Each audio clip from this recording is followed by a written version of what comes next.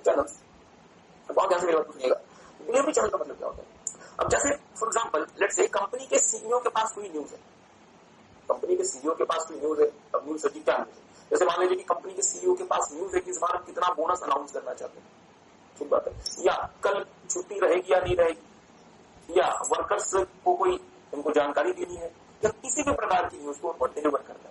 तो sir news को आपको तो उस खबर को अपने ऑर्गेनाइजेशन में पहुंचाना या फिर डिलीवर करना, तो उसका जो मैकेनिज्म होगा जिसके थ्रू आप उस खबर को अपने ऑर्गेनाइजेशन में भेजेंगे, उसे आप नाम देंगे इंफॉर्मेशन डिलीवरी चैनल या इंफॉर्मेशन डिलीवरी मेथड। क्या मेरी बात समझ पाए? दूसरा, मेरी फैक्ट्री में मैंने प्रोडक्ट बना दिया, जैसे for example Maruti Suzuki India limited की नॉर्थ इंडिया में सबसे बड़ी फैक्ट्री है हरियाणा के मानेसर में। मुझे गाड़ी खरीदनी है तो क्या मैं मानेसर की फैक्ट्री के पास जाके खड़ा हो जाऊं? नहीं, मुझे कहां जाना पड़ेगा? डीलर्स के पास जाना पड़ेगा जो कि मारुति के व्हीकल में डील करते हैं, एग्री करते हैं। तो सर जी क्या मारुति को अपने व्हीकल्स को अपनी फैक्ट्री से डीलर्स के पास डिलीवर करना पड़ेगा? हाँ, तो जो मैकेनिज्म वो यूज करेगी उसे डिलीवर करने के लिए that would be known as product delivery channel, that would be known as product delivery channel. तो सर जी इसका मतलब ये हुआ ना कि हम दो प्रकार के डिलीवरी चैनल्स आपके साथ पढ़ने वाले। कौन कौन से? इंफॉर्मेशन डिलीवरी चैनल और product delivery channel. Information delivery channel के थ्रू हम अपने कंपनी की किसी इंफॉर्मेशन को सामने वाली पार्टी तक पहुंचाना चाहते हैं, और प्रोडक्ट डिलीवरी चैनल के थ्रू हम जो गुड्स प्रोड्यूस करते हैं उसे हम अपने कस्टमर्स तक पहुंचाना चाहते हैं। ठीक है, तो मेरे साथ साथ देखिएगा, हाँ इसमें भी कुछ नोट नहीं करना, everything is there in the book. Delivery channel refers to the mode through which information और product are delivered to the user. और मुझे होता है इन्फॉर्मेशन को यदि मैं डिलीवर करता हूं that would be information delivery channel, और यदि मैं प्रोडक्ट को डिलीवर करता हूं that would be product delivery channel. ठीक बात है। It is important to have proper and accurate delivery channel for information और प्रोडक्ट डिस्ट्रीब्यूशन। किसी भी कंपनी में उसके प्रोडक्ट्स के लिए या फिर उसकी इंफॉर्मेशन के लिए प्रॉपर और एक्यूरेट डिलीवरी चैनल्स होने चाहिए। In practice more than one delivery channel may be needed with different channels to reach different users group. और हो सकता है कि आपको रियल लाइफ में एक से ज्यादा प्रकार के डिलीवरी चैनल्स यूज करने पड़े, और अलग अलग डिलीवरी चैनल्स के थ्रू आप अलग अलग लोगों तक पहुंच सकते हैं। जैसे मैं एक छोटा सा एग्जांपल आपके साथ देता हूं। सैमसंग डेयर भारत देश में फ्लिपकार्ट के थ्रू भी अपने सेलफोन बेचती है, अमेजॉन के थ्रू भी सेल करती है, बिग बाजार जैसे रिटेल आउटलेट्स के थ्रू भी सेल करती है, क्रोमा जैसे इलेक्ट्रॉनिक आउटलेट्स के थ्रू भी सेल करती है, और आपके गली या मोहल्ले में जो इलेक्ट्रॉनिक्स या जो सेलफोन की दुकान है उसके थ्रू भी अपने सेलफोन सेल करती है। रीजन क्या है? फ्लिपकार्ट को पता है कि भारत देश में हर एक व्यक्ति ऑनलाइन शॉपिंग नहीं करता, और अगर मैं सिर्फ और सिर्फ फ्लिपकार्ट या फिर मैं शायद कुछ उल्टा बोल दिया, हाँ सैमसंग को पता है कि भारत देश में हर एक व्यक्ति फ्लिपकार्ट या अमेजॉन से शॉपिंग नहीं करता, और यदि सैमसंग सिर्फ और सिर्फ फ्लिपकार्ट या अमेजॉन के थ्रू अपने प्रोडक्ट्स को सेल करेगी तो सैमसंग उन कस्टमर्स को कभी भी डील नहीं कर पाएगी, या उन कस्टमर्स को कभी भी अपना प्रोडक्ट सेल नहीं कर पाएगी जो कि ऑनलाइन शॉपिंग पे यकीन ही नहीं रखते हैं, जिनको ऑनलाइन शॉपिंग नहीं आती।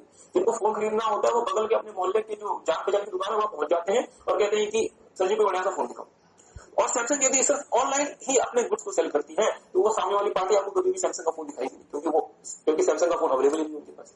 इसलिए सैमसंग को मजबूरन ऑनलाइन भी सेल करना पड़ता है, ऑफलाइन भी सेल करना पड़ता है, और डिपार्टमेंटल स्टोर्स के थ्रू भी सेल करना पड़ता है। इट मीन सैमसंग ने अपने अलग अलग कस्टमर्स के ग्रुप को मीटअप करने के लिए अलग अलग प्रकार के डिलीवरी चैनल्स यूज किए। आई होप आपको बात समझ। ओके, आगे देखिएगा। Okay, delivery channels for information includes. Information के डिलीवरी चैनल्स क्या क्या हो सकते हैं? इंफॉर्मेशन के डिलीवरी चैनल्स क्या क्या हो सकते हैं? इंट्रानेट, किसी को याद है intranet? Chapter number 3 of IT. ध्यान दें, 3 प्रकार के नेटवर्क आपने देखे थे। इंट्रानेट जो कि विद इन कंपनी के लिए यूज होता है, एक एम्प्लॉय से दूसरे एम्प्लॉय तक। दूसरा email, internal newsletter and handouts, notice board, manual guides and other printed resources, social network site like Facebook, WhatsApp etcetera. तो सर जी अगर कंपनी को अपने एम्प्लॉय को, बहुत ध्यान से हम किसी से डील कर रहे हैं, कंपनी को यदि अपने एम्प्लॉयज को इन्फॉर्मेशन डिलीवर करनी है तो उसके लिए कंपनी के पास क्या करना चाहिए कि वो खबर इंट्रानेट में डाल दे, और चूंकि इंट्रानेट का एक्सेस सारे एम्प्लॉयज के पास होता है कंपनी के, तो सारे के सारे एम्प्लॉयज उसे देख लेंगे। दूसरा, कंपनी अपने एम्प्लॉयज को मेल कर दे। तीसरा, कंपनी ने अपने एम्प्लॉयज का जो टेलीग्राम या व्हाट्सएप ग्रुप बनाया है उसमें वो खबर डाल दे। चौथा, कंपनी जो न्यूज लेटर मंथली बेसिस पे या वीकली बेसिस पे अपने एम्प्लॉयज के लिए पब्लिश करती है, अगर कोई बहुत बड़ी कंपनी है उसमें वो खबर चिपका दे। पांचवा, नोटिस बोर्ड में लगा दे, जैसे कंपनी फैक्ट्री के गेट में लगा दे, कैंटीन के बाहर लगा दे, जहां पे सैलरी या फिर जहां पे वेजेस मिलते हैं उसके बाहर लगा दे। छठा, अगर कंपनी मैनुअल या फिर गाइड पब्लिश करती है उसमें उसे चिपका दे, या फिर कंपनी चाहे तो फेसबुक या व्हाट्सएप जैसे ग्रुप में डाल सकती है। इन रास्तों के थ्रू कंपनी क्या कर सकती है? अपने इन्फॉर्मेशन को डिलीवर कर सकती है। मेरा एक छोटा सा सवाल पूछ लूं बताए। मेरा एक छोटा सा सवाल है, क्या सिर्फ इंट्रानेट इकलौता डिलीवरी ऑप्शन सही नहीं कंपनी के लिए? सोच के बताएंगे, क्या सिर्फ इंट्रानेट इकलौता डिलीवरी ऑप्शन सही नहीं? और ये जो बेकार की चीजें क्या इसको मैं हटा दूं, इसको मैं काट नहीं दूं? और मैं सिर्फ और सिर्फ इंटरनेट यूज करूं तो क्या कोई इशू है? सोच के बताएं। क्या मैं ऐसा नहीं कर सकता कि सिर्फ इंटरनेट यूज करूं और बाकियों को काटूं? और मैं बोलूं कि सर जी मैंने इंटरनेट में मैंने कितना पैसा खर्च कर दिया, तो क्या मैं ईमेल करता फिरूंगा? नहीं। तो क्या मैं उसे इंटरनल न्यूज लेटर में छापूंगा? नहीं। क्या मैं उसे नोटिस बोर्ड लगाऊंगा? नहीं। क्योंकि मैंने इंटरनेट को डेवलप करने में इतना पैसा खर्च कर दिया, तो मैं सिर्फ और सिर्फ उसे कहां पोस्ट करूंगा? इंटरनेट में। ये जो मानसिकता है कंपनी की, ये मानसिकता कंपनी की सही नहीं है। उसके 3 कारण इंस्टीट्यूट ने दिए हैं कि sir there are 3 reasons why using the only internet as a information source is not a feasible option. Okay, Hindi में इंस्टीट्यूट ने, आईसीआई ने आपको 3 रीजंस बताए हैं डियर कि सर जी आपको सिर्फ इंटरनेट ही इस्तेमाल क्यों नहीं करना चाहिए और बाकियों को भी आपको यूज करना चाहिए। तो हम एक एक करके आपके साथ वो ऑप्शन देख लेते हैं, मेरे साथ साथ देखिएगा। Information delivery channel, how to choose one, या फिर why internet is not the only delivery channel, कि सर जी आपको सिर्फ और सिर्फ इंटरनेट पर ही फोकस नहीं करना चाहिए। 3 कारण। पहला, more than just internet, means internet के बाहर भी सोचें, इंटरनेट के बाहर भी सोचें। और सिर्फ इंटरनेट अगर आपने डेवलप करवा लिया तो सिर्फ और सिर्फ इस वजह से कि आपने इंटरनेट में पैसा लगा दिया और आप सिर्फ और सिर्फ इंटरनेट यूज करेंगे, वो सही नहीं है। रीजन क्या है? आपको अपनी स्टाफ की जरूरतों को और अपना एनवायरमेंट भी समझना पड़ेगा। पता चला आपकी कंपनी का 70% लोग तो ऐसे हैं जिनको इंटरनेट या टेक्नोलॉजी के बारे में कुछ पता ही नहीं, और आपने नोटिस कोई इशू किया इंपॉर्टेंट नेचर का और उसको आपने कहां डाल दिया? इंटरनेट में। तो क्या 70% लोगों तक बात पहुंचेगी? नहीं। किसी को बात समझ आ रही? एक और सिचुएशन देखें, कंपनी में एम्प्लॉय 1 लाख, चलिए 1 लाख ज्यादा हो गया। कंपनी में एम्प्लॉय है लेट्स से 10,000, कंप्यूटर है 20, और वो भी 20 कंप्यूटर कहां पर है? एक सीईओ के ऑफिस में, एक एमडी के ऑफिस में, और 4 कंप्यूटर सीए के ऑफिस में, और वर्कर के पास कितने कंप्यूटर है? 5-7। तो मुझे बताएं क्या बहुत ज्यादा वाइड स्प्रेड कंप्यूटर अवेलेबल है मेरी कंपनी में? नहीं। तो इंटरनेट में यदि आप कोई खास महत्वपूर्ण सूचना डाल दोगे तो बाकी वर्कर के पास कैसे पहुंचेगा जिसके पास कंप्यूटर का एक्सेस नहीं है? इसलिए आपको इंटरनेट के बियॉन्ड भी सोचना चाहिए। आई होप आपको बात समझ आ रही है। और तीसरा, बहुत बार ये देखा गया कि यदि कंपनी ने इंटरनेट में पैसा लगा दिया तो कंपनी ट्रेडिशनल रास्तों को किल करना शुरू कर देती है या फिर अंडरमाइन करना शुरू कर देती है।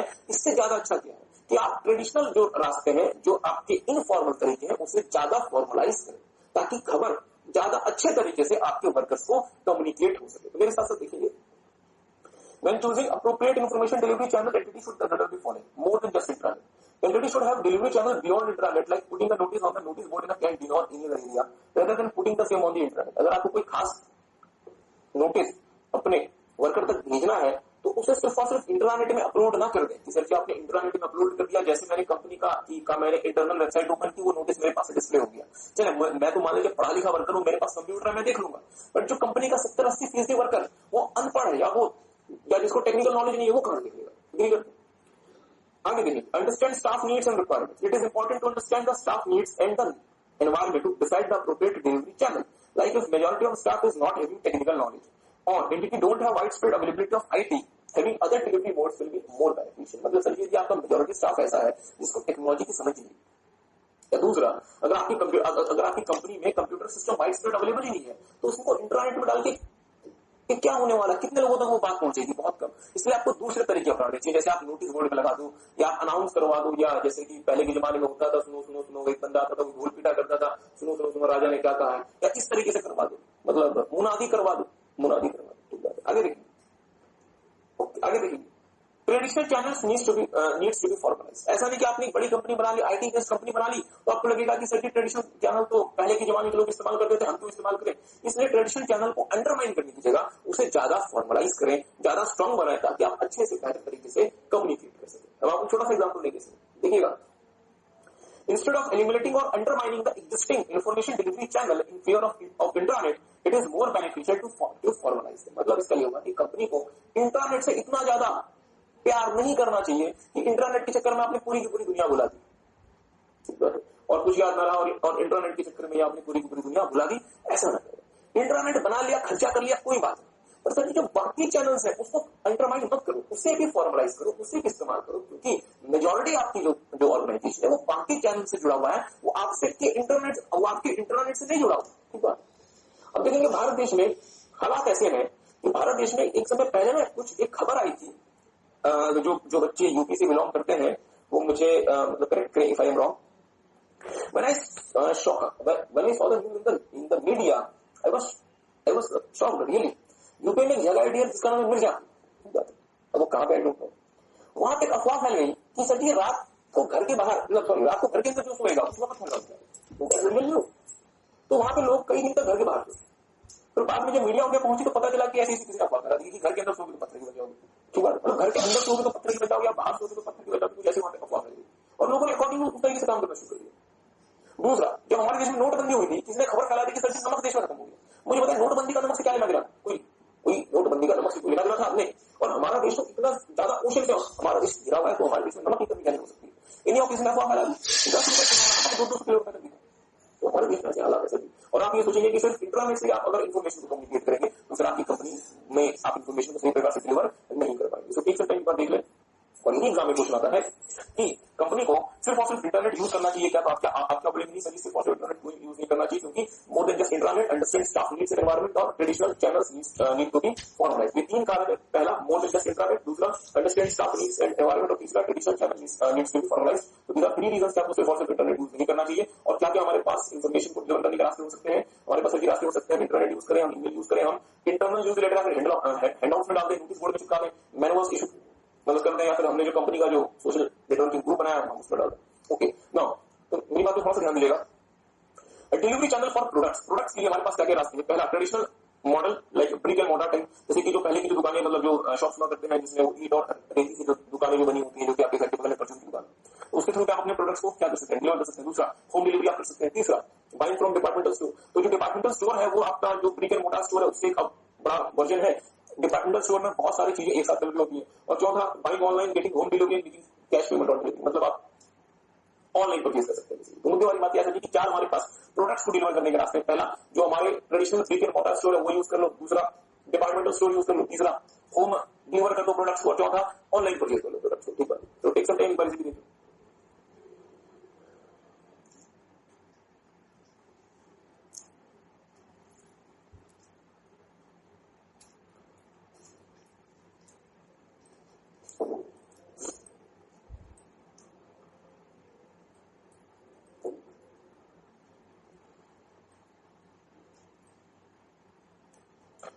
एक बार ध्यान से पढ़ लें, फिर हम आपके साथ एक बहुत इंपॉर्टेंट एरिया शुरू करने जा रहे हैं, जो कि हमारे चैप्टर नंबर 5 का एक बहुत इंपॉर्टेंट एरिया है। बीपी किसी को याद है? Anybody remembers BP now?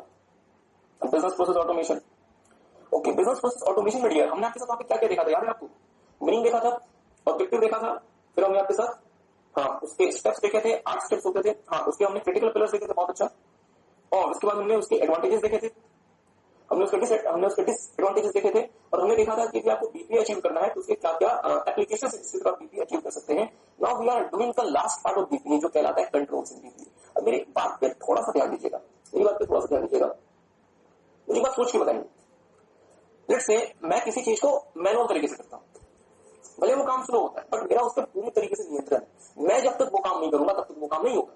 ठीक बात है, मैंने उसका ऑटोमेशन कर दिया, अब वो काम तेजी से हो रहा है पर सच में मेरे नियंत्रण से बाहर चला गया, क्योंकि वो काम अब ऑटोमेटिकली हो रहा है। तो हो सकता है कि वो काम मैं ना भी चाहूं तो भी होता है। सर जी क्या बात है, किसी को बात समझ आ रही है? लेट्स से फेसबुक बोलता है कि सर जी किसी को भी अगर फेसबुक में अकाउंट ओपन करवाना है उसको पहले अमेरिका आना पड़ेगा या हमारा बंदा इंडिया जाएगा अकाउंट ओपन करके आएगा। इसमें एक अकाउंट ओपन होने में 1 साल लग जाएगा और काफी समय लग जाएगा, काफी पैसा लग जाएगा। चलिए समझ आता है, कम से कम चीजें आपके नियंत्रण में तो है। जब तक वो बंदा आएगा नहीं, आपको फिजिकली वेरीफाई नहीं कर लेगा, आपकी फोटो नहीं खींचेगा, वो आपका फेसबुक पे अकाउंट ओपन नहीं करेगा, जैसे बैंक अकाउंट ओपन होता है। ठीक बात, फेसबुक ने अपना अकाउंट, अपने फेसबुक अकाउंट का ऑटोमेशन कर दिया। अब इसका एडवांटेज क्या हुआ कि अब उसे अमेरिका से भारत नहीं आना और भारत का व्यक्ति बैठे बैठे रात को 3 बजे अपने घर में फेसबुक अकाउंट ओपन कर सकते हैं। उसका ऑटोमेशन हो गया। और सर एक बात बताऊं ना, फेसबुक के जो अधिकारी है, जो ऑफिसर्स है, क्या उनके नियंत्रण में ये रहा या ये चीजें ऑटोमेटिक हो गई? ऑटोमेटिक हो गई सर जी। और अगर चीजें ऑटोमेटिक हो गई तो इस बात का खतरा बढ़ जाता है कि चीजें मेरे हाथ से निकल ना जाए। मैंने ऑटोमेशन कर दिया, अब चीजें मेरे हाथ से निकल के किसके हाथ में पहुंच गई है? कंप्यूटर पे। तो इसलिए मेरे पास प्रॉपर कंट्रोल होना चाहिए ताकि मैं अपने नियंत्रण में सब कुछ रख सकूं। अगर मैं अपने नियंत्रण में नहीं रखूंगा, मैं कभी भी अपना बिजनेस ऑब्जेक्टिव अचीव नहीं कर पाऊंगा और मैं कभी भी एरर को, फ्रॉड को आइडेंटिफाई नहीं कर पाऊंगा, रिमूव नहीं कर पाऊंगा। क्या किसी को बात समझ आई?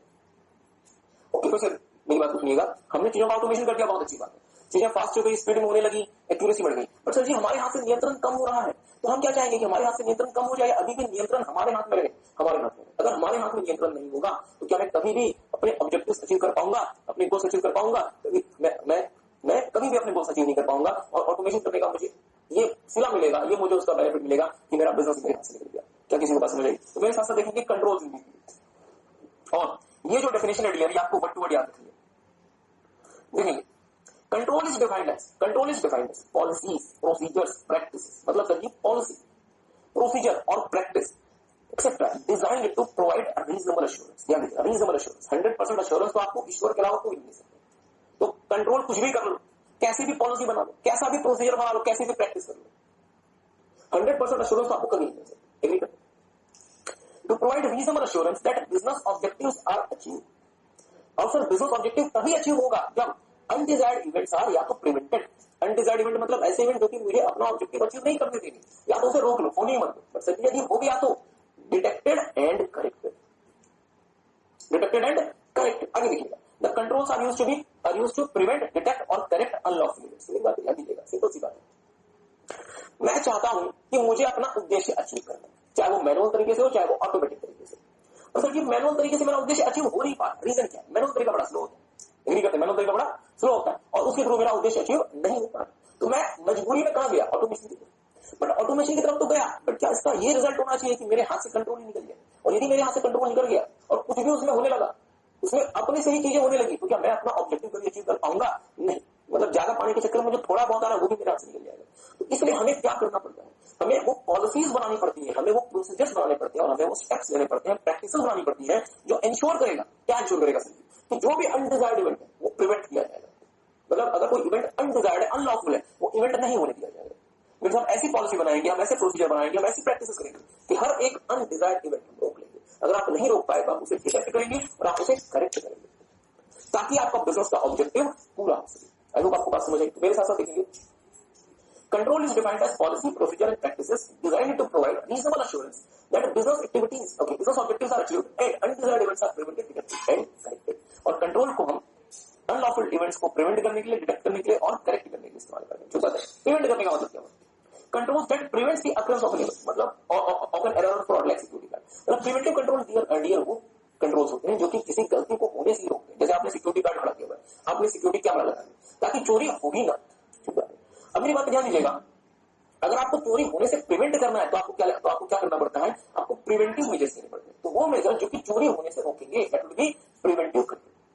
यदि चोरी हो गई लेट से, क्या इसका पता चलना चाहिए कि चोरी हो गई, या चोरी हो गई हमें खबर ही नहीं पता चलना चाहिए? तो पता चल के क्या होगा? उसे हमें करेक्ट भी तो करना पड़ेगा ना। चोरी हो गई पता भी चलना चाहिए और उसे हम क्या करेंगे? करेक्ट भी करेंगे। तो हमें क्या चाहिए? Detective control and corrective control. मेरे साथ साथ देखेंगे, control that capture an error, मतलब वो कंट्रोल जो कि एरर को कैप्चर करते हैं ताकि हमें पता चले कि एरर अकर हो गया। तो पता चला कि एरर हो चुका, हमें कानों कान खबर ही नहीं हुई कि चोर आया चोरी करके चला गया, and we have no idea कि चोरी की होगी। तो इसलिए हमारे पास क्या होना चाहिए? वो कंट्रोल जो कि हमें इस एरर के बारे में बताएंगे, लाइक ऑडिट ट्रेल, जो ऑडिटर हमें जो कि ऑडिटर इस्तेमाल करता है। और फाइनली डियर करेक्टिव कंट्रोल, जो क्या करेगा? एरर का मतलब एरर या फ्रॉड के इंपैक्ट को रिड्यूस करेगा, लाइक इंश्योरेंस पॉलिसी। तो अगर आपने इंश्योरेंस पॉलिसी ली है, से कोई आपका नुकसान हो गया कंपनी में, पहली बात तो ये कि हम नुकसान होने देना नहीं चाहते, मींस प्रिवेंटिव कंट्रोल। नुकसान हो गया उसको पता लगाएंगे, मींस डिटेक्टिव कंट्रोल। और इंश्योरेंस पॉलिसी यदि हमारे पास है तो उस नुकसान की थोड़ी बहुत भरपाई हो जाएगी, मींस करेक्टिव कंट्रोल। तो देख सकते हैं, एक बार देख लें, जल्दी देखें। ओके, मेरे साथ साथ ध्यान दीजिएगा, कंट्रोल के ऑब्जेक्टिव्स क्या क्या होते हैं। This is very very very important. Control objectives, major control objectives are given as पहला ऑथराइजेशन। सब कुछ देखना है कि सर जी सारे के सारे जो ट्रांजेक्शंस वो प्रॉपर्ली ऑथराइज्ड हैं रिस्पांसिबल पर्संस के द्वारा। कंप्लीटनेस, सारे के सारे ट्रांजेक्शंस अगर हो चुके और कोई भी वैलिड ट्रांजेक्शन छूट नहीं गया, मतलब कि जो भी कंपनी ने सेल किया है वो सारे सेल्स वाउचर हमारे पास है। अगर आपने 2-4 सेल्स वाउचर गायब, आपके अगर 2-4 सेल्स वाउचर गायब हो गए तो इससे नुकसान ये होगा कि आप उसकी अकाउंटिंग नहीं कर पाएंगे, वो पैसा आपके पास नहीं आएगा। तो देखेंगे completeness, accuracy, transactions are accurate, error handling, errors are handled in a timely manner, मतलब जो भी एरर आ रहा है उसको समय सीमा के तहत हैंडल किया जाएगा। Validity, on record, all recorded transactions Fairlie represent the economic events that occur, मतलब अगर 1000 रुपए की सेल हुई है तो 1000 रुपए ही रिकॉर्ड होगा, 10,000 रुपए रिकॉर्ड नहीं हो जाएंगे, 100 रुपए रिकॉर्ड नहीं हो जाएंगे।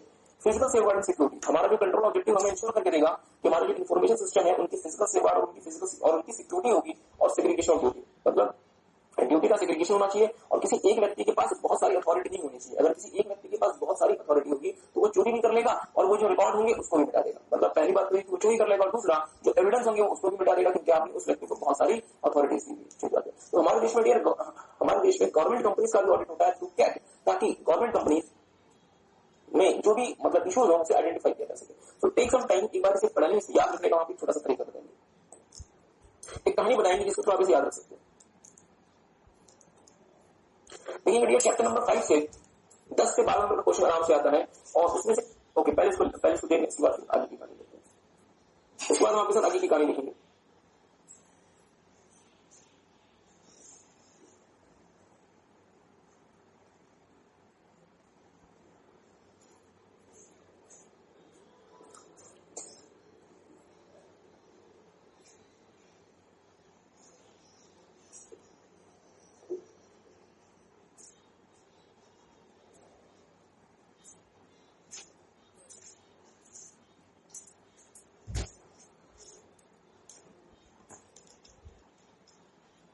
तो हम आपके साथ आगे प्रोसीड करेंगे और इसके आपको कहानी भी बताएंगे कि इसको याद कैसे रख सकते हैं।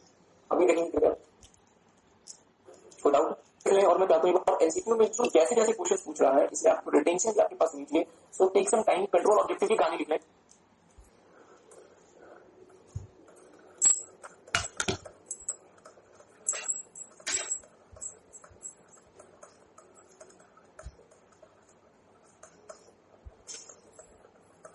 कंट्रोल ऑब्जेक्टिव को याद रखने का तरीका, कंट्रोल ऑब्जेक्टिव को याद रखने का तरीका, पहले कहानी सुन लें। एक शहर में ना क्राइम बहुत ज्यादा बढ़ गया था। कहानी सुनने, एक शहर में क्राइम बहुत ज्यादा बढ़ गया था। क्राइम को कंट्रोल करने के लिए, क्राइम को कंट्रोल करने, ओके क्राइम को एक शहर में क्राइम बहुत ज्यादा बढ़ गया था। क्राइम को कंट्रोल करने के ऑब्जेक्टिव से शहर में नया पुलिस मतलब शहर में नया इंस्पेक्टर बुलाया गया। उसका ऑब्जेक्टिव क्या था? क्राइम को कंट्रोल, क्राइम कंट्रोल करने के ऑब्जेक्टिव से, मतलब कंट्रोल ऑब्जेक्टिव लिंक होना चाहिए, कंट्रोल ऑब्जेक्टिव। शहर में नया इंस्पेक्टर बुलाया गया। सिटी के जो मेयर थी उन्होंने कहा इंस्पेक्टर को कि भाई इंस्पेक्टर मैं तुम्हें कंप्लीट ऑथराइजेशन देती हूं या देता हूं एज अ केस में भी कि पूरी एक्यूरेसी के साथ एरर हैंडल करो और शहर को फिजिकल सेफगार्ड एंड सिक्योरिटी। क्या कहा गया? ओके मेयर ने क्या कहा? मेयर ने कहा मैं तुम्हें कंप्लीट ऑथराइजेशन देता हूं कि पूरी एक्यूरेसी के साथ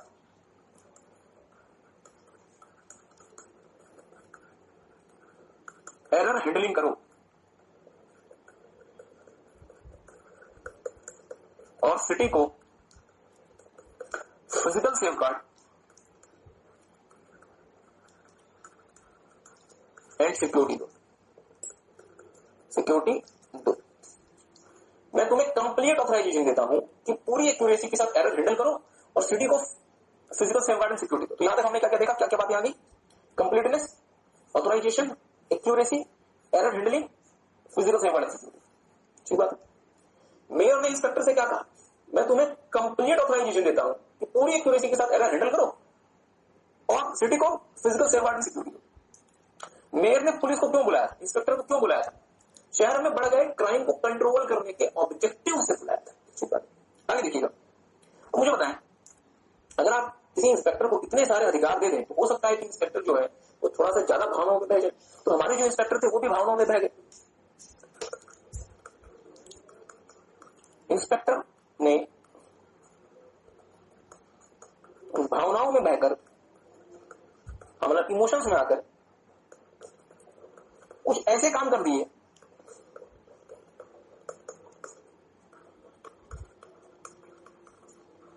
जो वैलिड नहीं थे,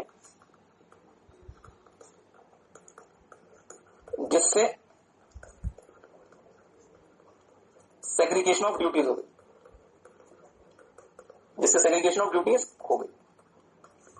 आई होप आपको ये याद रहेगा। इंस्पेक्टर ने भावनाओं में बैठे कुछ ऐसे काम कर दिए जो वैलिड नहीं थे। मींस हमारा अगला पॉइंट क्या बना? वैलिडिटी। और फाइनली हमारा पॉइंट क्या बना? Segregation of duties. तो मेरे साथ देख लें, काम करें, पहले इसको लिख लें, टेक सम टाइम लिख लें, फिर आगे प्रोसीड करेंगे।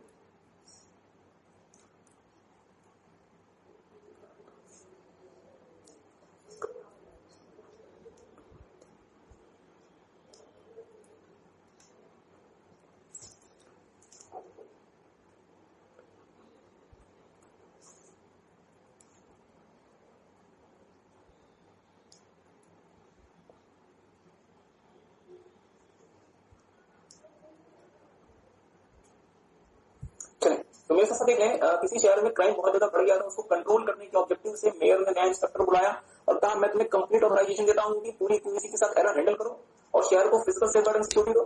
इंस्पेक्टर ने भावनाओं में बैठे कुछ ऐसे काम कर दिए जो कि वैलिड नहीं थे, जिससे सेग्रीगेशन ऑफ ड्यूटीज हो गई। तुम्हारे 7 पॉइंट क्या क्या बन गए? Completeness, authorisation, accuracy, error handling, physical safeguard and security, validity और segregation of duty. So take some time, एक बार आप यहां से इसे दोबारा से देख सकते हैं।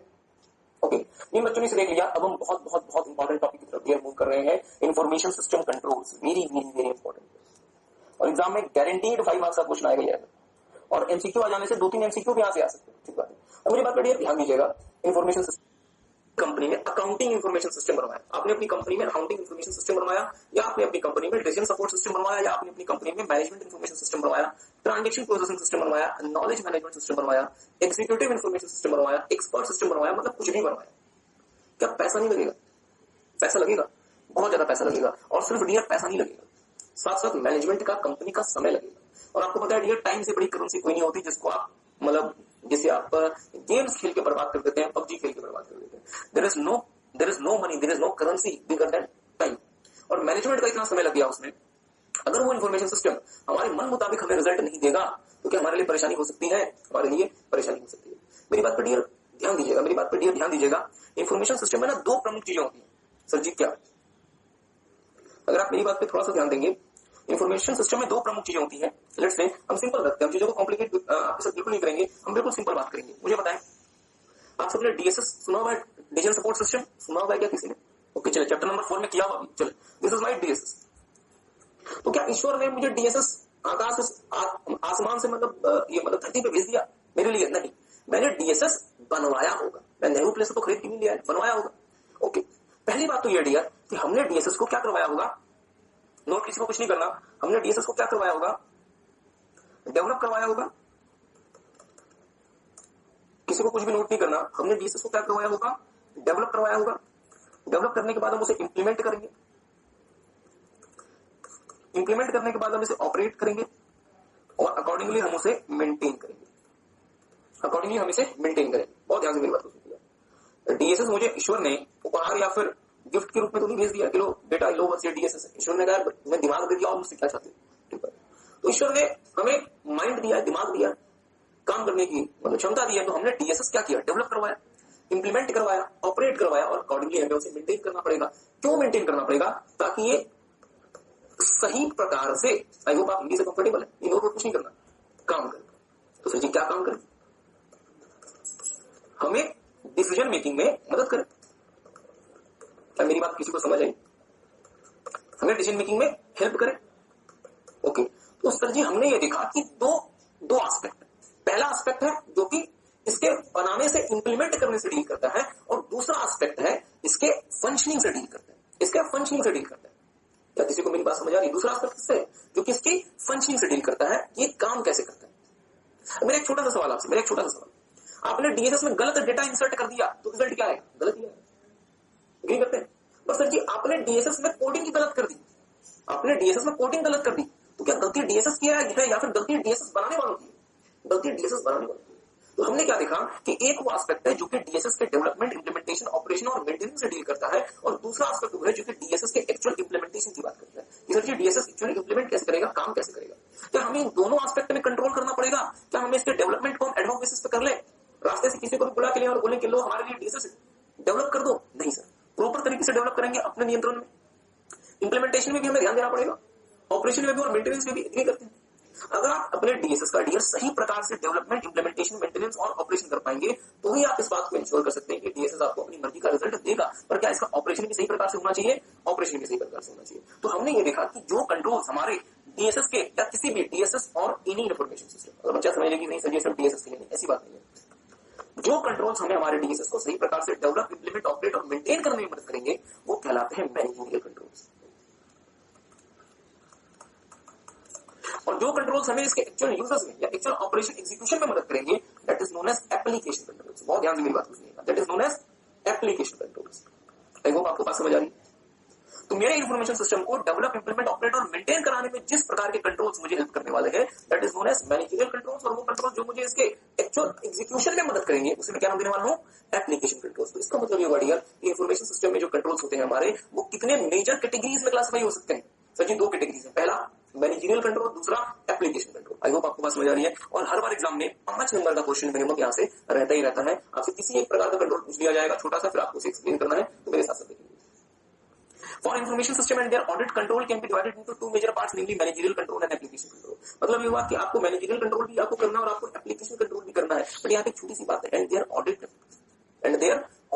और इंटरेस्टिंग बात यह है कि इंश्योर्ड ने ऑडिट वाला जो फंक्शन है वो आपके आईटी सिस्टम में नहीं डाला, बट ईआई सिस्टम में डाल दिया। मतलब ईआई सिस्टम वाले बच्चों को ये कंट्रोल्स भी पढ़ने हैं और ऑडिटर उसका ऑडिट कैसे करेगा वो भी पढ़ना है। बट इंश्योर्ड ने आपको सिर्फ कंट्रोल्स पढ़ने को दिया है कि सर जी 2 प्रकार के कंट्रोल पढ़ लेना, एक का नाम है मैनेजरियल, दूसरे का नाम है एप्लीकेशन। ईआई सिस्टम वाले बच्चों को वो कंट्रोल भी पढ़ना है, उसका ऑडिट, ड्यूरिंग दी ऑडिट एक चार्टर्ड अकाउंटेंट को क्या करना पड़ेगा उसके ऑडिट के लिए, उसे वो भी पढ़ना है।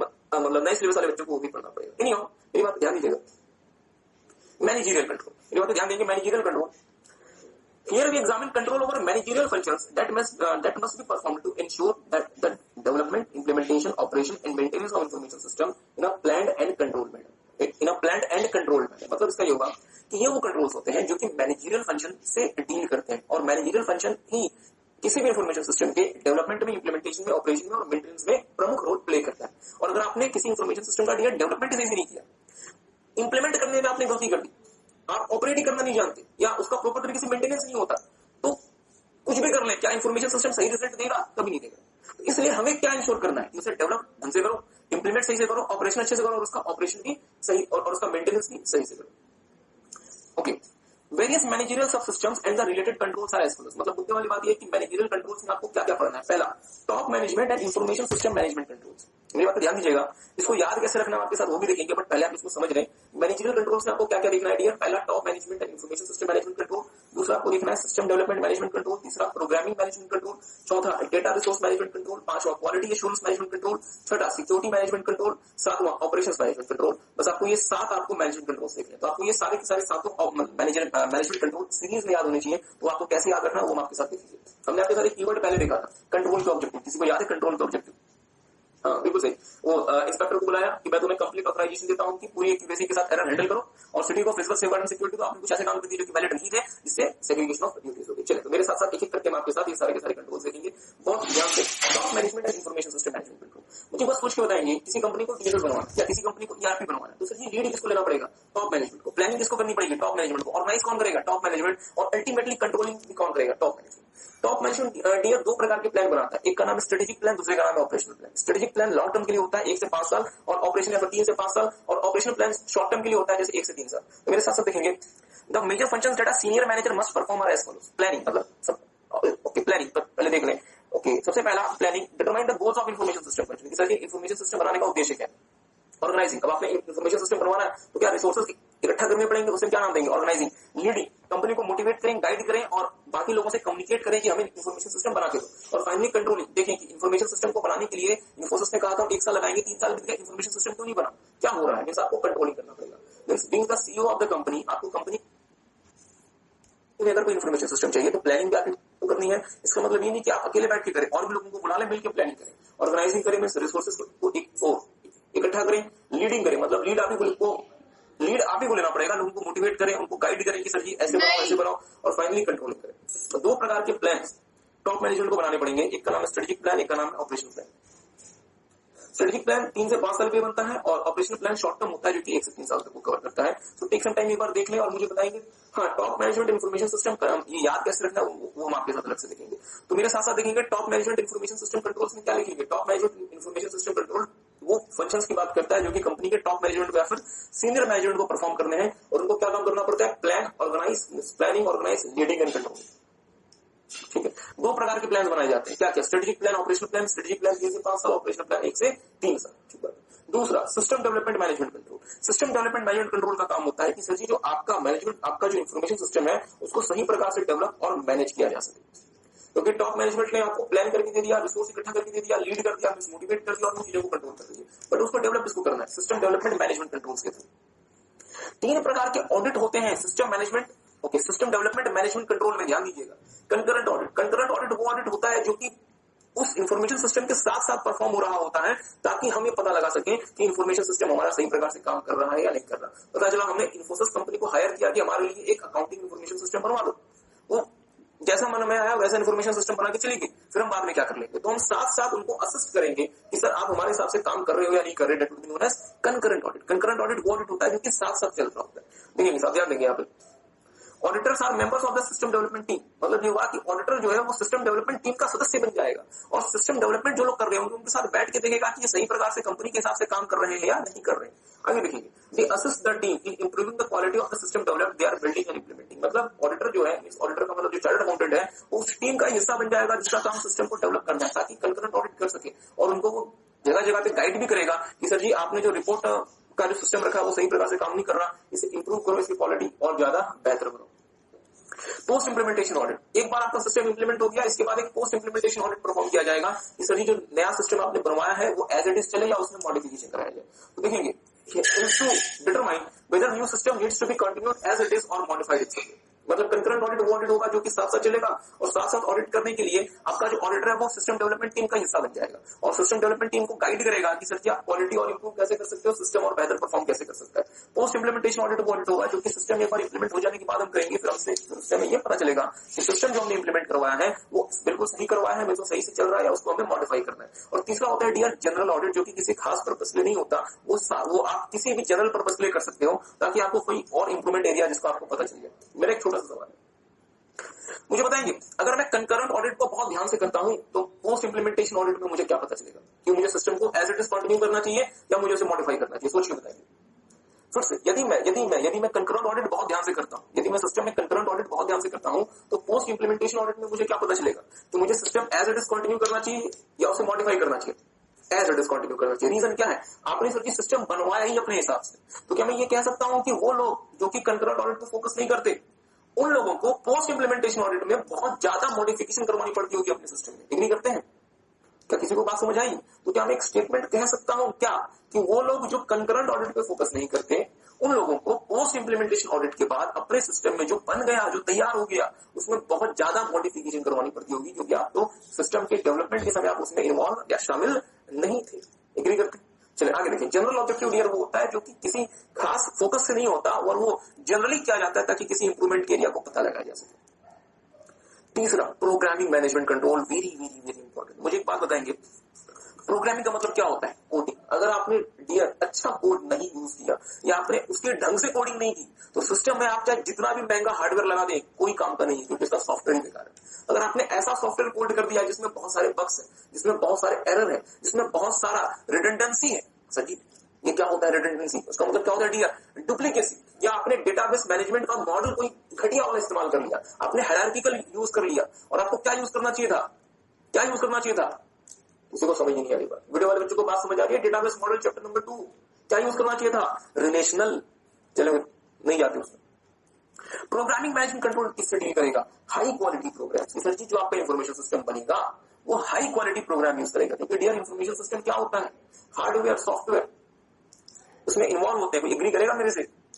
डेटा, नेटवर्क, पीपल, इनको मिलकर तो इंफॉर्मेशन सिस्टम बनता है। डेटा को हार्डवेयर से प्रोसेस करवाने का काम किसका है?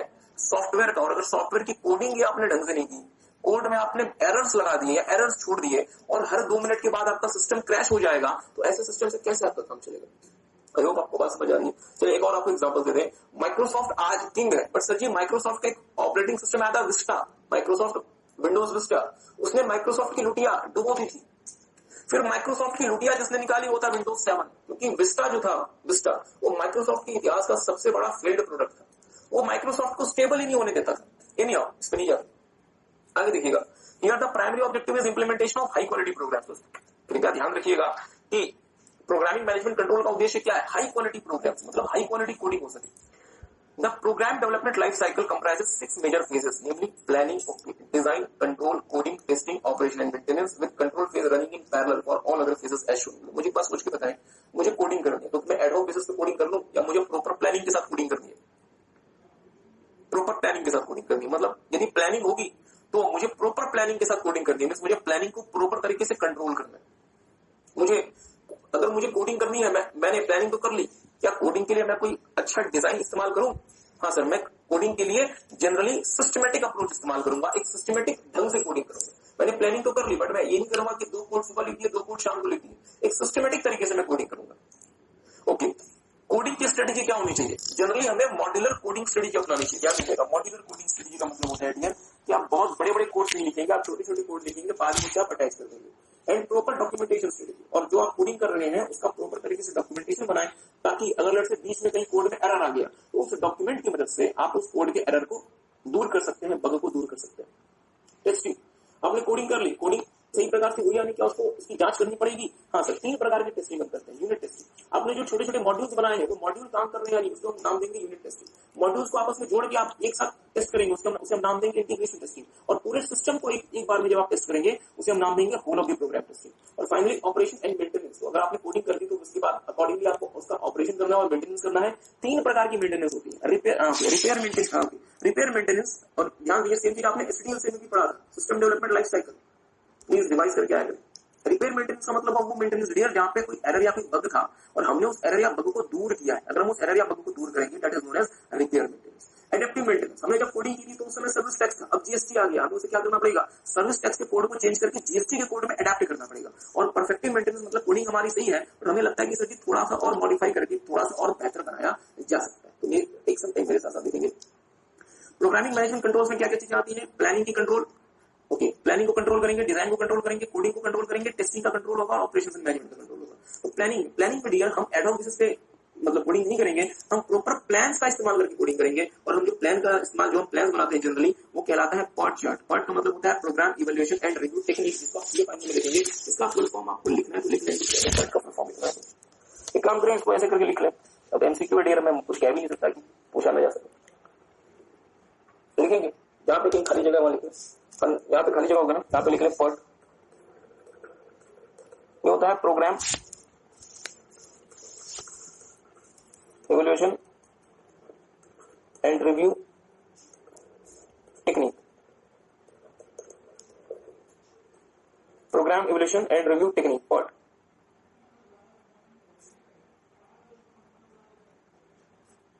Program evaluation and review technique,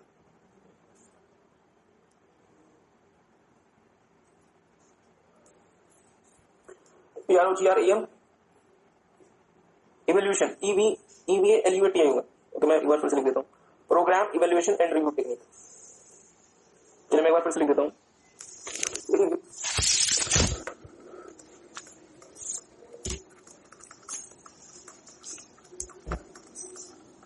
program evaluation and review technique.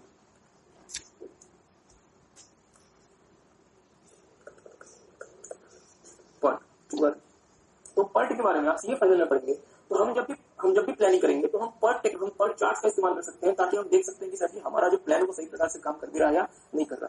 Design करने के लिए हम एक सिस्टमैटिक अप्रोच अपनाएंगे, कोडिंग करने के लिए हम एक मॉड्यूलर कोडिंग स्ट्रेटेजी अपनाएंगे और हम प्रॉपर तरीके से डॉक्यूमेंटेशन करेंगे। टेस्टिंग 3 प्रकार की होगी, यूनिट टेस्टिंग जो कि इंडिविजुअल मॉडल पर फोकस करेगी, इंटीग्रेशन टेस्टिंग जब अलग अलग मॉडल्स को इंटीग्रेट करके आप उसे जांचेंगे कि सर जी ये काम कर भी रहा है नहीं, और पूरा प्रोग्राम टेस्टिंग जब पूरे सिस्टम की आप जब आप पूरे सिस्टम की जांच करेंगे that would B full of the program testing. Maintenance 3 प्रकार की होगी, रिपेयर मेंटेनेंस, हमारे प्रोग्राम में एरर था, बग था, हमने उसे दूर किया। ओके, एडेप्टिव मेंटेनेंस की मतलब आप हालात बदल गए, सिचुएशंस बदल गए, यूजर की रिक्वायरमेंट बदल गई, आपने उसके हिसाब से प्रोग्राम को अडेप्ट किया। और finally perfective maintenance means program आपका सही काम कर रहा है बट आपको लगता है कि 2-4 लाइन डिलीट करके आप उसकी लाइन बढ़ा के उसे और बेहतर बनाया जा सकता है। That is perfective maintenance. तो एक सेंटेंस वर्ड लिखिएगा यहां से। हां, PERT का मतलब होता है dear program evaluation and review technique.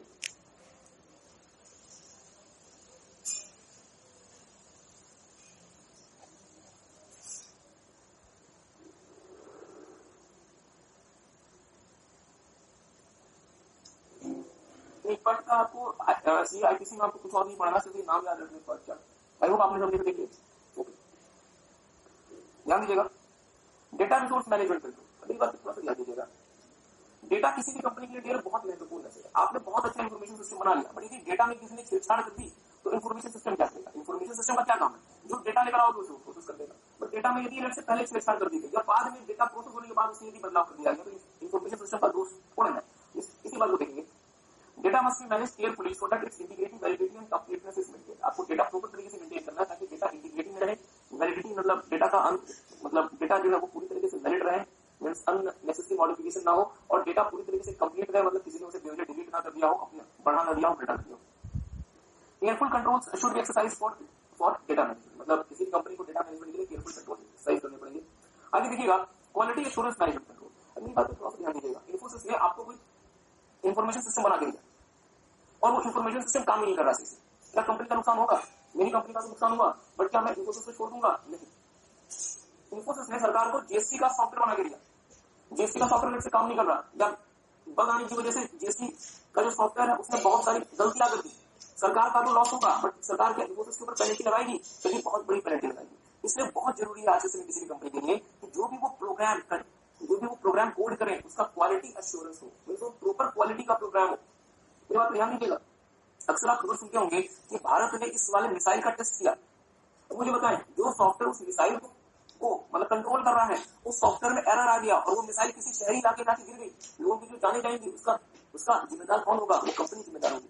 इसलिए किसी भी कंपनी के लिए बहुत जरूरी है कि वो अपने प्रोग्राम के क्वालिटी पे बहुत ज्यादा ध्यान दे, अदरवाइज बहुत सारी लाइबिलिटीज आपको फेस करनी पड़ सकती है। देखेंगे organization are increasingly producing safety critical system, safety critical system ऐसे सिस्टम जो कि इंसान की सेफ्टी से जुड़े हुए हैं, मतलब जो सिस्टम फेल होने पे इंसान के जान पे नौ बता सकती है। जैसे फॉर एग्जांपल अपडेट से आपने शायद सुना होगा कि दिल्ली मेट्रो में ड्राइवरलेस ट्रेन बनने शुरू, मतलब दिल्ली मेट्रो में ड्राइवरलेस ट्रेन बन गई, इसमें कोई ड्राइवर नहीं रहेगा, मतलब पूरी की पूरी मेट्रो एक सॉफ्टवेयर प्रोग्राम से चल रही। मुझे सोच के बताएंगे दिल्ली मेट्रो में आप ऐसे वाले मेट्रो में लेट से देखते हैं जिसमें कोई एग्जाम नहीं है, कोई ह्यूमन नहीं है, सिर्फ सॉफ्टवेयर की कोडिंग है। 1000 व्यक्ति उसमें, अगर वो सॉफ्टवेयर में एरर आ गया बीच में तो क्या होगा? 1000 लोगों की जान का जिम्मेदार कौन होगा? Are you guys getting? इसमें कंपनी साथ में क्या बना रही है? Safety critical system. And users are becoming more demanding in terms of quality of the software, और जो यूजर है वो सॉफ्टवेयर की क्वालिटी को लेकर ज्यादा कंसर्न है। Quality related requirements are increasing and liability in case of defective software is getting more and more tough. Quality को लेकर जो यूजर्स की रिक्वायरमेंट है, सरकार की रिक्वायरमेंट है, देश का कानून है, वो बहुत ज्यादा सख्त होता जा रहा है, और कंपनी को अगर कंपनी डिफेक्टिव प्रोडक्ट सेल करती है उसकी लाइबिलिटी भी बहुत ज्यादा सीरियस होती जा रही है। There must be proper quality assurance management control so to meet the needs and requirements of the user। इसलिए इन्फोसिस को ध्यान देना पड़ेगा कि इस वाले अकाउंटिंग इंफॉर्मेशन सिस्टम या डिसीजन सपोर्ट सिस्टम को कंपनी को डिलीवर करने से पहले प्रॉपर तरीके से जांच ले कि सर ये इंफॉर्मेशन सिस्टम सही प्रकार से काम कर रहा है या नहीं। ये जो डिसीजन हमें लेकर जो हमें ये मतलब डिसीजन लेकर दे रहा है, उन डिसीजन की क्वालिटी कैसी, पता चला कंपनी का उस डिसीजन से नुकसान हो गया तो कंपनी किसका गला पकड़ेगी? तो कैसे मतलब कंपनी किसको ब्लेम करेगी? इन्फोसिस को। इसी को बात समझिए। इसलिए इन्फोसिस को इंश्योर करना पड़ेगा कि वो अपने प्रोग्राम से प्रॉपर तरीके से क्वालिटी एश्योरेंस है। देखिए मेरी बात ध्यान दीजिएगा। माइक्रोसॉफ्ट के सॉफ्टवेयर में बग्स आने शुरू हो गए थे, जिससे माइक्रोसॉफ्ट के खिलाफ बहुत सारे केसेस बन गए थे। तो देखिए माइक्रोसॉफ्ट को भी head liable for software defect, तो इसलिए कंपनी माइक्रोसॉफ्ट जैसी दुनिया की सबसे बड़ी कंपनी, उसको जब ये खामियाजा भुगतना पड़ सकता है तो छोटी कंपनी की क्या बात है। एनीवे सिक्योरिटी मैनेजमेंट कंट्रोल, इसको याद रखने का आपको छोटा सा तरीका बताएंगे। देखेंगे entity must ensure that information system assets are secure and protected. तो सर कुछ थ्रेट और उसके रिगार्ड्स में कंट्रोल क्या हो सकता है? जैसे हमारे इंफॉर्मेशन सिस्टम को फायर से बहुत ज्यादा खतरा हो सकता है, मतलब हमारे सर्वर रूम में आग लग जाए, या जिस रूम में हमने इंफॉर्मेशन सिस्टम के रिसोर्सेज रखे हुए हैं वहां पे शॉर्ट सर्किट हो जाए। Reliable fire protection system must be implemented. तो फायर से बचाने के लिए कंपनी को क्या करना चाहिए? ऐसा फायर प्रोटेक्शन सिस्टम इम्प्लीमेंट करना चाहिए जो कि रिलायबल हो, ताकि अगर आग वहां लग भी जाए तो बहुत ज्यादा डैमेज ना हो। वाटर आग नहीं लगी, सुनामी आई, सब कुछ बाकी लगी, तो इसके लिए आपको क्या करना चाहिए? Facilities must be design to mitigate losses from water damage. मतलब जो फैसिलिटी बनाओगे जहां पे इंफॉर्मेशन सिस्टम एसेट्स को रखोगे उसको इस तरीके से बनाना ताकि वाटर से होने वाला नुकसान बहुत कम हो। तो मुझे एक बात बताएंगे, क्या कंपनीज को चाहिए, अगर मान लीजिए आप एक ऐसे शहर में काम करते हैं जहां फ्रिक्वेंटली फ्लड आता है, तो आपको अपना इंफॉर्मेशन सिस्टम वो बेसमेंट में रखना चाहिए या फिर ऊंचे वाले फ्लोर में रखना चाहिए? ऊंचे वाले फ्लोर में रखना चाहिए ना, क्योंकि बेसमेंट में रखोगे तो फ्लड आया, से पानी घुस गया तो क्या करोगे? तो ऊपर वाले फ्लोर में रखना चाहिए, ताकि अगर फ्लड आ भी गया तो फ्लड इतना ऊंचा नहीं, तो इतना ऊंचा तो नहीं मतलब पहुंच जाएगा। अगर फ्लड ही इतना ऊंचा पहुंच गया तो धरती में बचेगा। ठीक है, ओके आगे देखिएगा। एनर्जी वेरिएशन, अब पावर फ्लक्चुएशन होती रहती है, इसलिए क्या यूज करो? वोल्टेज रेगुलेटर यूज करो, मतलब यूपीएस यूज करो, सर्किट ब्रेकर यूज करो, ताकि लेट्स से अगर बहुत ज्यादा पावर आ गया तो आपका सिस्टम में कुछ ना हो, सर्किट ब्रेक हो जाए और पावर डाउन हो जाए, कम से कम हमारा इंफॉर्मेशन सिस्टम तो बच जाएगा। पॉल्यूशन, आपको पता है भारत देश में कितना पॉल्यूशन है, तो पॉल्यूशन के लिए आप ध्यान दो कि रेगुलर क्लीनिंग करो अपनी फैसिलिटीज और अपने इक्विपमेंट्स की। वायरसेस एंड वॉर्म, ध्यान दीजिएगा, वायरस तो ऐसे प्रोग्राम होते हैं जो कि आपके सिस्टम को डैमेज करते हैं, पर वॉर्म भी एक प्रकार का कंप्यूटर प्रोग्राम ही होता है, बट उसका मेन पर्पस होता है किसी भी तरीके से आपके सिस्टम के अंदर रहना और खुद को मल्टीप्लाई करते रहना। ये अजीब सी बात है, अजीब सी बात नहीं है, आपको छोटा सा एग्जाम्पल देता हूँ।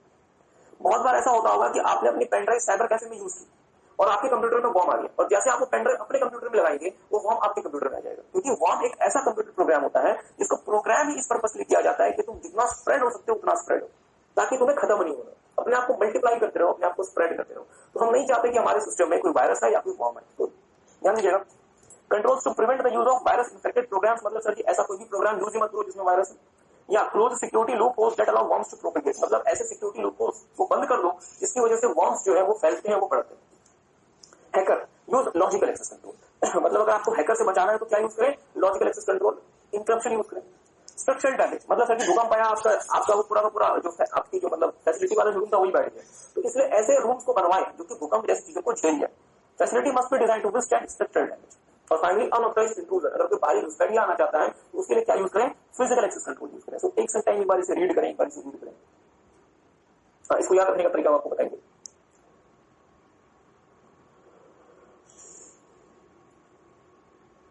नहीं डियर, हम कोशिश करेंगे कि आपकी जो कि पहली वही आईटी में बहुत सारी क्लासेस हो गई, तो 2 क्लासेस में आज के अलावा एक और क्लास में आपका चैप्टर नंबर 5 कंप्लीट हो जाए। हमने चैप्टर नंबर 5 की ज्यादातर चीजें ऑलरेडी चैप्टर नंबर 2 में कवर करवा दी है, इसलिए ज्यादा समय नहीं लगना चाहिए। ध्यान दीजिएगा, तो किससे किससे बचना है, फायर से, वाटर से, एनर्जी वेरिएशन से, पॉल्यूशन से, वायरस से, वर्म से, हैकर से, स्ट्रक्चरल डैमेज से और अनऑथराइज्ड इंट्रूजन से। और इसके लिए हम अकॉर्डिंगली कंट्रोल इस्तेमाल करेंगे ताकि इन चीजों से हम अपने इन्फॉर्मेशन सिस्टम को, अपने इन्फॉर्मेशन एसेट्स को सेव कर सकें। और फाइनली हमें देखना है डियर ऑपरेशंस मैनेजमेंट कंट्रोल। मेरी बात ध्यान दीजिएगा, आपने सब कुछ तो कर लिया बट आप इन्फॉर्मेशन सिस्टम को ऑपरेट ही नहीं कर पा रहे ढंग से, या उसका ऑपरेशन आपको आता ही नहीं ढंग से, तो क्या इन्फॉर्मेशन सिस्टम सही प्रकार से काम करेगा, नहीं काम करेगा। दोस्तों एक काम करें, मेरे साथ साथ देख लें।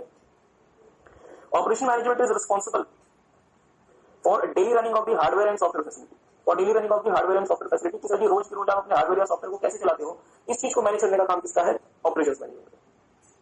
Operations management control must continuously monitor the performance of hardware and software platform to ensure that everything is working as intended. Operations management क्या करेगा, आपके रोज के हार्डवेयर और सॉफ्टवेयर प्लेटफॉर्म को सही प्रकार से मॉनिटर करेगा कि सर जी रोज का आपका जो इन्फॉर्मेशन सिस्टम है वो सही तरीके से काम कर रहा है या नहीं कर रहा। कुछ ऑपरेशन मैनेजमेंट कंट्रोल आपके क्या क्या हो सकते हैं, कंप्यूटर ऑपरेशन पे कंट्रोल, डेटा प्रिपरेशन और डेटा की एंट्री पे कंट्रोल, फाइल लाइब्रेरी पे control, document and program library पे कंट्रोल, हेल्प डेस्क और टेक्निकल सपोर्ट का कंट्रोल, और capacity planning and performance monitoring पे कंट्रोल। सर जी चल क्या है, ध्यान दीजिएगा, आपने सब कुछ सही से कर दिया, आपने फायर से बचा लिया, वाटर से बचा लिया, भूकंप से बचा लिया, सुनामी से बचा लिया, कैटरीना से बचा लिया, ठीक है। पर सर जी अगर आप कंप्यूटर को रन ही नहीं कर पा रहे, कंप्यूटर को ऑपरेट ही नहीं कर पा रहे, मेंटेन नहीं कर पा रहे, तो आपका इन्फॉर्मेशन सिस्टम वर्क कैसे करेगा। इसलिए आपको अल्टीमेटली क्या चाहिए, ऑपरेशंस मैनेजमेंट कंट्रोल, जो कि आपके हार्डवेयर और सॉफ्टवेयर के डेली रनिंग को मॉनिटर करेगा और उसे कंट्रोल करेगा, उसे मेंटेन करेगा और उसे मैनेज करेगा। कुछ खास प्रकार के ऑपरेशंस मैनेजमेंट कंट्रोल हमें है, मतलब हमें कहां का कंट्रोल करना है, कंप्यूटर के ऑपरेशन मींस कंप्यूटर सही प्रकार से ऑपरेट करे, डेटा प्रिपरेशन और एंट्री को कंट्रोल करेंगे। फाइल लाइब्रेरी, ध्यान दीजिएगा, फाइल लाइब्रेरी क्या होती है, कंप्यूटर फाइल्स जहां पे स्टोर होती है, that is known as file library. ठीक है, document and program library, computer की जितने भी डॉक्यूमेंट्स हैं, कंप्यूटर के जितने भी सॉफ्टवेयर है वो जहां स्टोर होंगे वो कहलाएगा document and program library. Help desk and technical support, मतलब अगर इसमें इन्फॉर्मेशन सिस्टम इस्तेमाल कर रहा हूं, मुझे कोई परेशानी आ गई तो मैं किस व्यक्ति से मदद लूंगा, उसे भी आपको कंट्रोल करना पड़ेगा, उसे आप क्या नाम देंगे, help desk and technical support. और finally capacity planning and performance monitoring, पता चला कि हमारे पास जो इन्फॉर्मेशन सिस्टम है उसकी कैपेसिटी है 10 लोगों को सर्व करने की, रोज उसे इस्तेमाल करते हैं 100 लोग, तो मुझे बताया कि परफॉर्मेंस डाउन नहीं हो जाएगी, परफॉर्मेंस डाउन हो जाएगी, तो इसलिए कैपेसिटी प्लानिंग आपको देखनी पड़ेगी और परफॉर्मेंस की मॉनिटरिंग भी करनी पड़ेगी। टेक सम टाइम, एक बार से देख लें अपनी अपनी बुक्स में।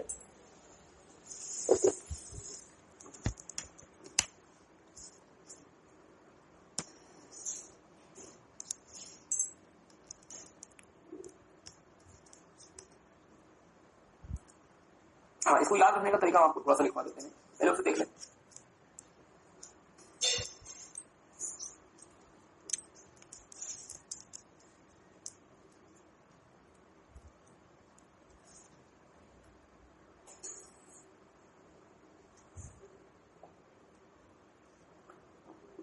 तो मेरे साथ साथ लिख लें कैसे याद रखना है।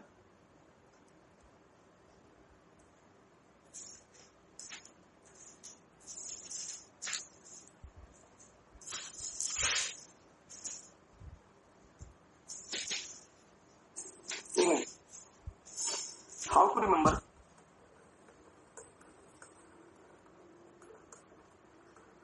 managerial controls.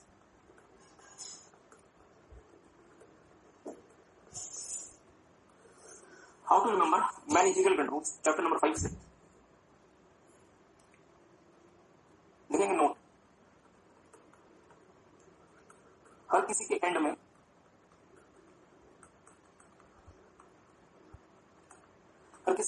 मैनेजरियल कंट्रोल्स लगाना है। ओके, मैनेजमेंट कंट्रोल लगाना है, मैनेजमेंट कंट्रोल लगाना है।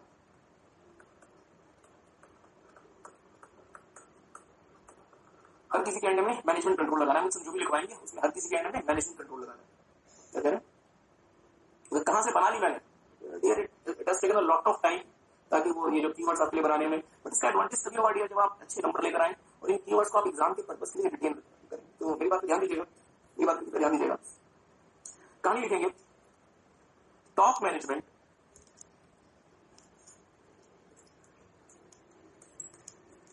एंड इंफॉर्मेशन सिस्टम ने कहा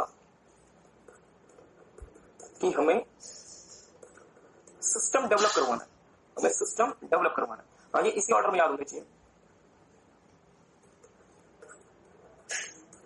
टॉप मैनेजमेंट इंफॉर्मेशन सिस्टम से कहा कि हमें सिस्टम डेवलप करवाना है। सिस्टम डेवलप करवाने के लिए क्या करेंगे, आपको क्या चाहिए, आपको प्रोग्रामिंग करनी होगी, जिसके लिए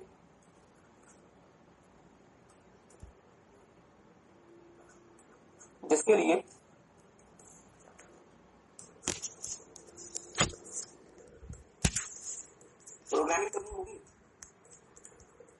और सर यदि प्रोग्रामिंग करनी होगी तो प्रोग्रामिंग करने के लिए आपको क्या चाहिए, डेटा रिसोर्स चाहिए। और